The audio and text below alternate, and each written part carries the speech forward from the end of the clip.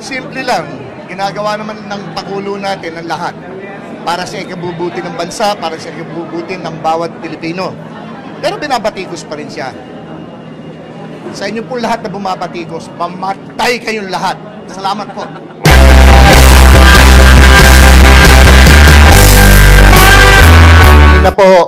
Kanina pa ako nakikinig. Ang pinag-uusapan tungkol sa suka. As a matter of fact po, kagabi nag-uusap kami mag-asawa, bakit ganun? Bakit ganun silang kabastos? Sabi ko, kaya nga ang sinamahan kong slate, yung walang bastos, yung mga taong magseserbisyo ng totoo sa mga Pilipino. Ang PDP Laban Slate.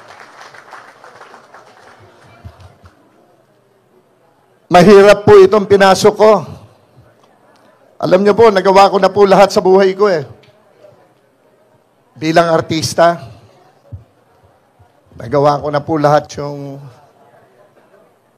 gaganda pang bagay. Nanalo ko 27 beses Best Actor. Naging box office king ako. Naging superstar ako. Akala ko po, ayos na lahat. Yung pala may kulang pa. Naisara ko nga po yung libro ko eh. Aklat ng buhay ko bilang artista. Nung makita ko pong may kakulangan, dahil nakita ko po ang ginagawa ng aking kaibigan, si Senator Bongo. Buong Pilipinas po, inikot na namin. Mag-6 na taon na ho kaming umiikot. Sa kaduluduluhan po ng Pilipinas, dulot-dulo. Narating ko na po dahil sinasamahan ko po si Senator Bongo kung paano ang pagsaserbisyo sa mga Pilipino. Yung totoong pagsaserbisyo. Sa pelikula, pagtatanggol sa mahihirap, tulong sa mahihirap, ginagawa namin yan nila Vivian Velez. Ginawa namin yan. Pero ang realidad ay ito.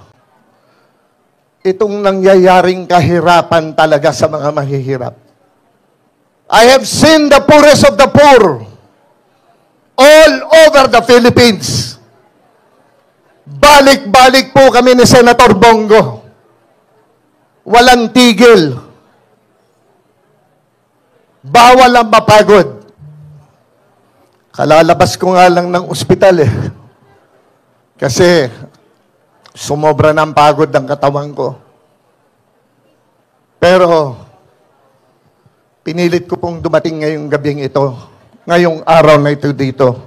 Dahil I will not miss this. Like what I said, nasara ko ang aklat ng buhay ko bilang artista. Meron akong isa pang hindi nagagawa. Kaya nagbukas ako ng aklat ng buhay ko muli, 2 beses. Pero hindi bilang artista. Bilang isang public servant. This is my last hurrah. And I want to give it all.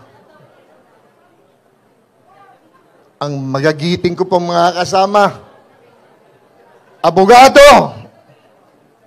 ako hindi. Meron mga kandidatong, mga kasama natin sa PDP, mga doktor, ako hindi. Meron mga engineer, ako po hindi.